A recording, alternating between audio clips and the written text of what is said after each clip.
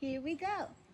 Well, again, I really appreciate everyone. Thank you to Tiffany for opening up in her home for Fable Warriors Network. That is a new nonprofit for sickle cell warriors, adult sickle cell warriors, with the emphasis on sickle cell warriors 50 years old plus.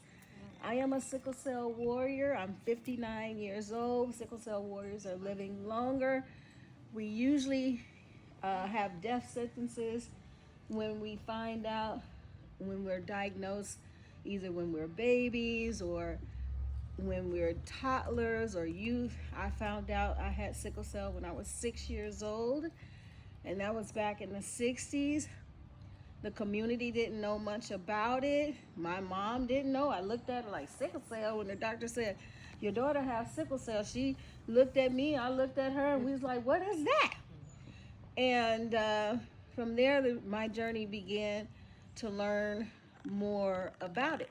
So with this icebreaker that we're going to do right now, I just want to know, just go around the table and just shout out what you've heard, or if you heard anything about sickle cell. And I'm going to verify if it's true or not, a myth, and we'll go from there. So have anybody heard anything about sickle cell?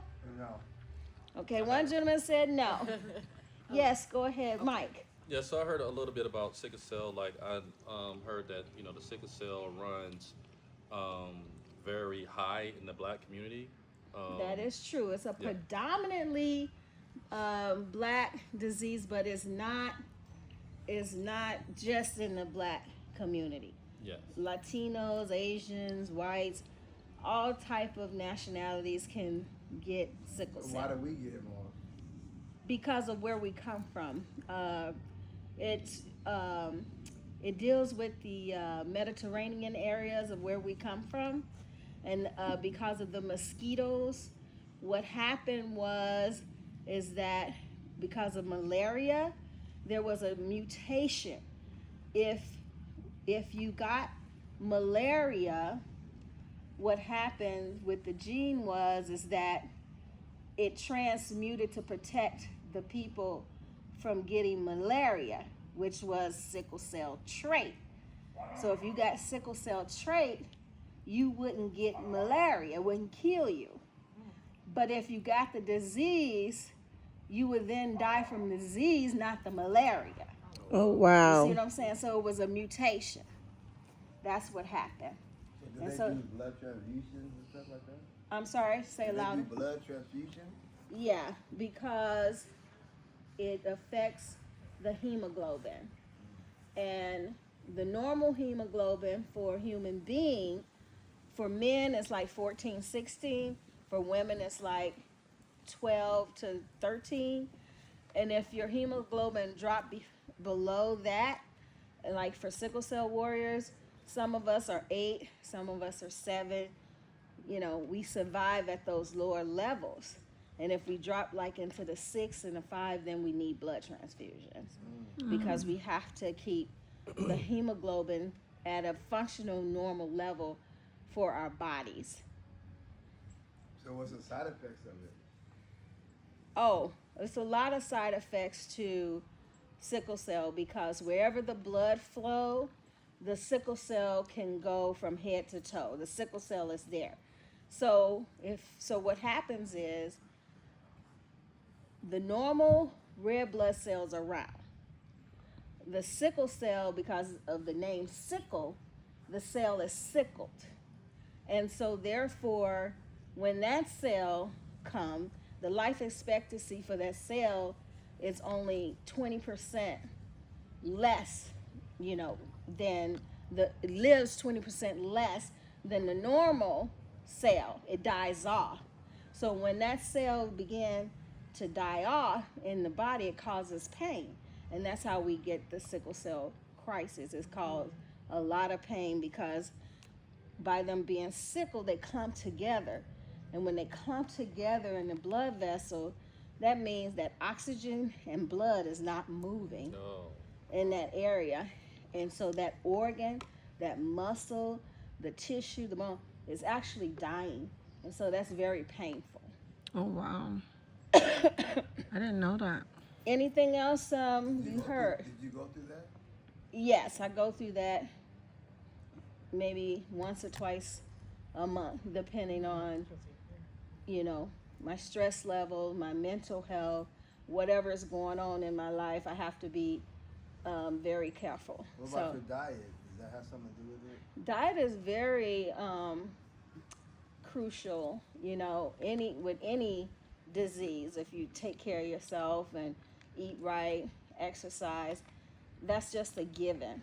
You know, with sickle cell, as the reason why I'm starting this nonprofit is because as sickle cell warriors get older, we start to get organ damage, like heart failure, kidney failure, you know, because the blood and oxygen are not getting to these places, and so you can have stroke, heart attack, all kind of things begin to start happening. It can happen at a younger age too, but more often when you get older, these things become more prevalent.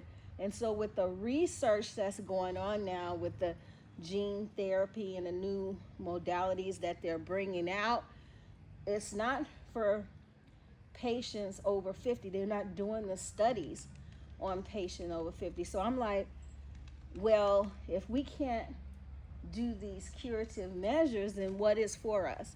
And so that's why I want to do the research to figure out, is it more of the eating healthier, more of holistic approaches, other modalities that can help give us more quality of life. So this is what Fable is all about. We want to be able to gain more data about the emphasis on 50 plus, while also helping the adult warriors, you know, understand how to take care of themselves until they get to 50 plus, right? So they won't run into some of the complications that we run into as we get older. So we want to help prevent that, you know, for others if we can. So that's why Fable is existing, because I want to be able to help that population understand how to have a better quality of life, because we're living younger. My mentor, who have sickle cell thalassemia, you know, she's in her 70s. So, you know, we need to know, since we're living longer, what to do to keep having a quality of life if we cannot partake of some of these newer studies. So is there medications for it? There's all, you know, there are a few medications in the last 20 years that have been coming out. We have hydroxyurea, which was the number one that came out. Maybe now it could be over 30, maybe 40 years ago with hydroxyurea. And what hydroxyurea does is bring back the fetal hemoglobin that we lose when we are around 7 months old, somewhere around there. When we're a baby, that fetal hemoglobin dies off, and then the adult hemoglobin comes in. But they found a way to bring that back so that we can have extra help with the hemoglobin. So if we take that, they look for certain numbers to see if it's working, to see if we're producing more hemoglobin, and that helps some of the warriors in terms of decreasing how many sickle cell crises they may have, or pain episodes, and that works. Then Oxbryta came out, but it had to be pulled because it had some adverse effects and actually harmed some warriors. It's a lawsuit going on right now with that. So that's off of the market. We have L-glutamine, which is like a supplement that you mix in your drink and can drink it, and helps with, you know, giving more oxygen and everything like that to the blood. There are now, like I said, the gene therapy, and before the gene therapy, there was the bone marrow transplant. And here's the thing: when I was coming up, I didn't know anything about that thing. I could have got when you're younger. Some of these things you could do. You do the bone marrow transplant. Somebody donate their bone marrow, then you get their bone marrow. Then you become less symptomology, have less symptomologies because now you're producing, you know, real hemoglobin without the sickle cell.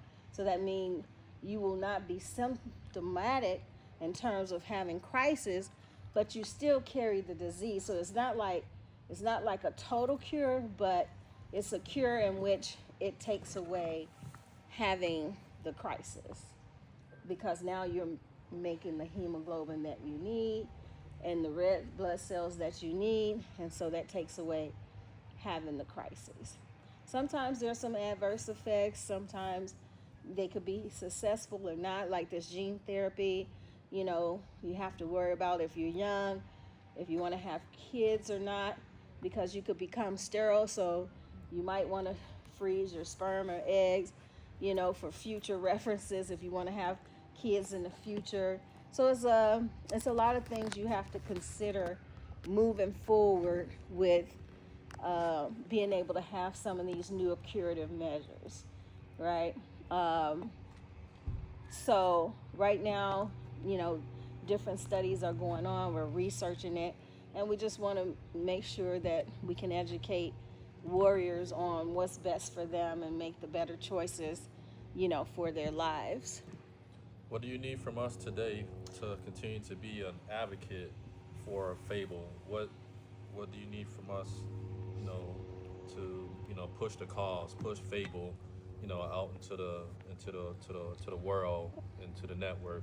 Thank you for that question. So we are still building as Fable. Our organizational chart still needs to be filled out. We still need directors.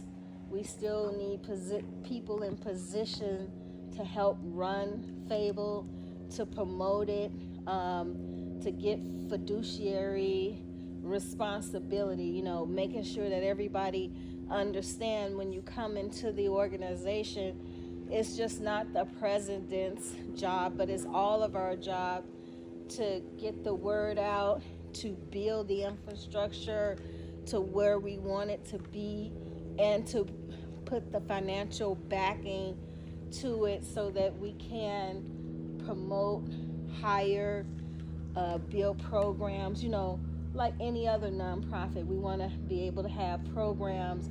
We want to be able to, see what it is that the warriors are lacking and what their need, and then see if we can provide that for them. Okay. Whether we do it in person, virtually, whether it's dealing with their mental health, anything, you know, it, just the whole gamut, of quality of life, really improving Fable's quality of life. And I will get into that and tell you guys our mission and everything like that and what we're about. I will get into that a little later. But that was a very good question. But back to what do you know or don't know? Other stuff that I've heard is like, being in the military too. We did used to have a group, well, not did, but we do have groups of people that, you have to raise your hand or you have to be identified if you have sickle cell. And if you do have sickle cell, they, may group you because, shortness of breath, you may can't run, you may can't swim, different avenues. Yeah, So that's a what gentleman right now, I think it's he's a trait carrier. He was in the military. That's how he found out, being in the military, that he was a carrier. And he had complications and stuff. And if you have the trait, you can die. It's very sensitive too to people who are carriers if you're not careful. So they have they also have things for trait carriers too, to understand how to take care of themselves, just by being a carrier. Now, and it seems like, from what I've learned, in the black community, sometimes we kind of sweep things under the carpet, And I've heard people who say when their child or someone have sickle cell, like that's their daddy's blood, or that's that funny blood on that other side. And that's not how it works. You get it from both parents. If you have the disease, you're getting it from both parents. So one parent can't sit up there and say it's from that other side, And some people believe that, and you tell them, no, it don't work that way. You have it too. You gave that child. No, I didn't. And it could be an argument about it. But how it works is that, let's say the normal, we use A and S. So the normal gene is A, and the disease or trait carrier is S, right? Now, so you have both parents who are carriers. They would be an A and an S and an A and an S.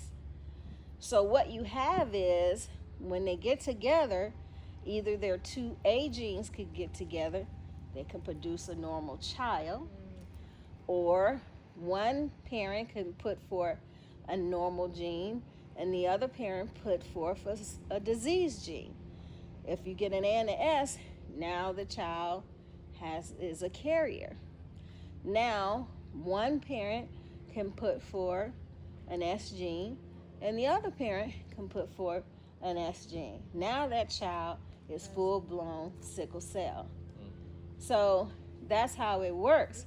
It's what they put out. It's the gene selection, So 25% chance trait, 50% chance normal, It's just how it breaks down, But that's how it happens for me. My mom, my dad, and then I had the disease. So that's how it just happened. Yes. So your mom and your dad had S? They were carriers. Oh. They were traits. But they didn't Is know. that the A? A and the S. Both of them had an A and an S. But they didn't know they had it. They didn't know they had it. So they had sickle cell, didn't know. They had the trait. They were Oh, carriers. Carriers. And they didn't know they were carrying it. So when I came, I got the two disease genes that made me have the disease. So could that And come that's from how their- they found out they were carriers. So could that come from their grandparents and all that stuff? Of course. That's how they got it. Somebody, my mom, mother, and father were carriers. So somebody gave my mom an S and somebody gave my mom an A. And that's how she became a carrier. My father, same size. Somebody was normal and somebody was carrying the disease. Then that's what got together and he became a carrier. But didn't know it. So can you get tested to see if you're a carrier? Yes. That was gonna be my question. Yeah. It's the name of the test is called electrophoresis. And I would advise anybody today to still get that test At any age. at any age. Married or something. Yeah. Have a family. Yeah, especially if you want to have a family. But if you just want to know, too, for your own edification, you can get it.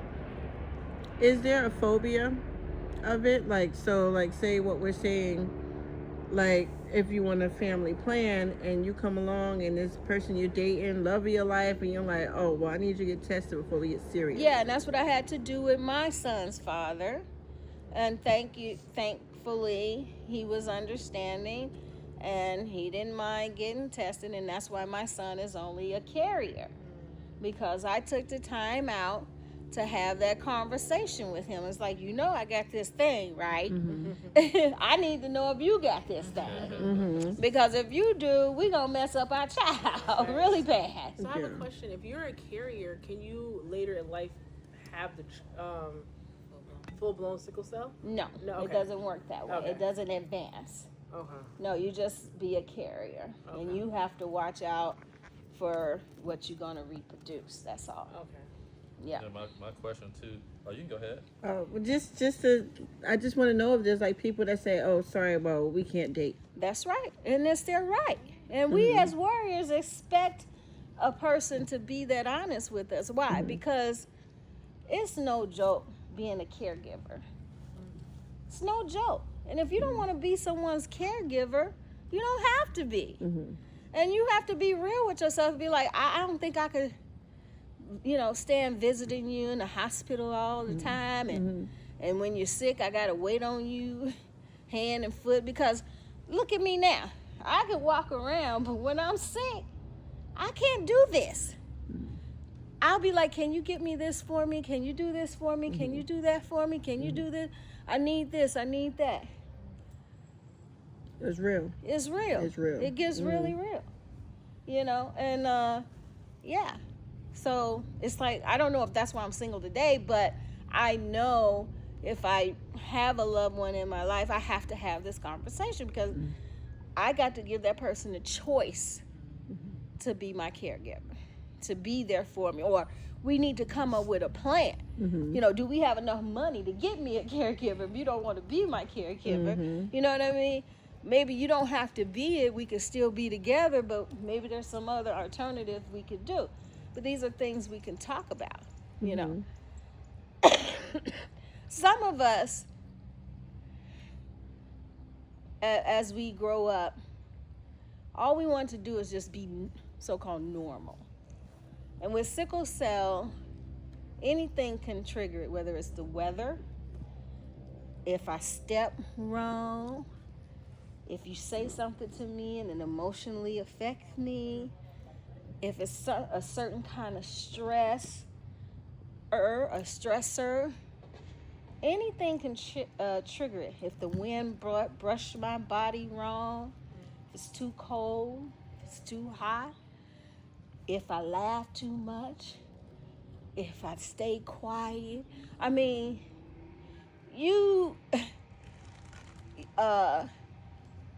it's all kinds of things that can be a trigger and you don't know it.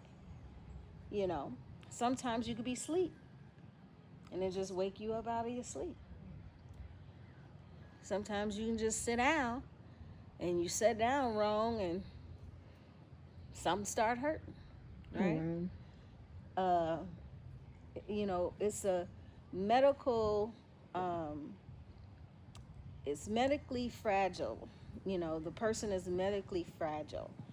And when we grow up and we see our friends swimming, playing ball, running, sometimes we have to say, no, I can't do that. And then you get teased. I got teased a lot. Our eyes get jaundiced. Why your eyes so yellow? Ooh, get away from me. Are you contagious? Ooh, what is that? There's a lot of things we go through. And a lot of things we suppress within us and we take just to try to be this so-called normal. So we can be in a crisis and somebody say, hey, you want to go out and do this? And we try to go out. Well, yeah, girl, go out. And we make it worse because we won't accept some things that sometimes we just can't do. But we want to fit in. We want to be this normal.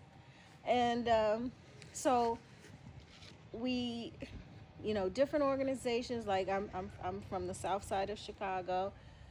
When I found out Michael Reese had a very good plan for sickle cell, and that's where I started learning more about it and becoming more confident in myself about having it, regardless of what other people say.